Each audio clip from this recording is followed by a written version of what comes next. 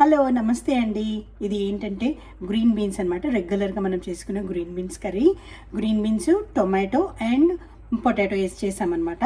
చాలా బాగుంటుంది. చపాతీలోకి అయితే ఇంకా చెప్పనవసరం లేదు, చాలా బాగుంటుంది. ఇక్కడ మంచి సువాసన వస్తుంది. సో ఈ కర్రీని ఎలా తయారు చేయాలో ఈ వీడియోలో చూసి తెలుసు. గ్రీన్ బీన్స్ కర్రీ చేయడానికి కావాల్సిన పదార్థాలు చూద్దాము. సో నేను ఈరోజు క్యాన్తో ట్రై చేస్తున్నాను, ఎలా వస్తుందో చూద్దాము. కొంచెము పొటాటో తీసుకున్నాను, టొమాటో తీసుకున్నాను, కొంచెం ఆనియన్స్, పచ్చిమిరపకాయలు, కరివేపాకు, తర్వాత కారము, ధనియాల పొడి, పసుపు అండ్ పోపుకి కావాల్సిన పదార్థాలు అంటే కొంచెం ఆవాలు, జీలకర్ర, ఒక మిరపకాయ తీసుకున్నాను అనమాట. సో వీటితో మనం ఈరోజు ఈ క్యాన్డ్ గ్రీన్ బీన్స్తో మనం కర్రీ తయారు చేసుకుందాం. మీద ప్యాన్ పెట్టి ఆల్రెడీ ఆయిల్ పోసాను. సో దీంట్లో ఇప్పుడు పోపు గింజలు వేసుకుందాం. పోపు గింజలు చిటపట్లాడినాయి. సో ఇప్పుడు మన ఆనియన్, పచ్చిమిరపకాయలు, కరివేపాకు వేసుకుందాం.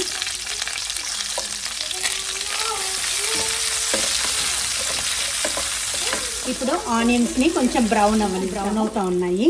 సో ఇప్పుడు కొంచెం జింజర్ గార్లిక్ పేస్ట్ యాడ్ చేశాను, పసుపు యాడ్ చేస్తాము. జింజర్ గార్లిక్ పేస్ట్, పసుపు కలుపుదాము. 1 నిమిషం మగ్గిన తర్వాత మిగతా వేసుకుందాము.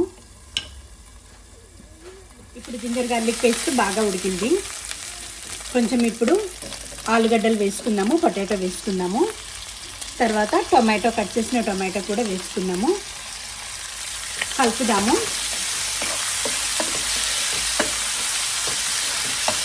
ఇది ఒక 2 నిమిషాలు చక్కగా ఉడికేలాగా మళ్ళీ మూత పెట్టి ఉడికించుకుందాము. ఒకసారి కలుపుదాము. చక్కగా మగ్గుతున్నాయి. సో దీంట్లో కొంచెం సాల్ట్ వేస్తున్నాను.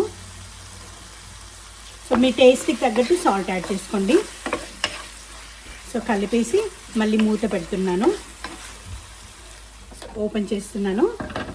సో చూడండి, ఇవి గ్రీన్ బీన్స్.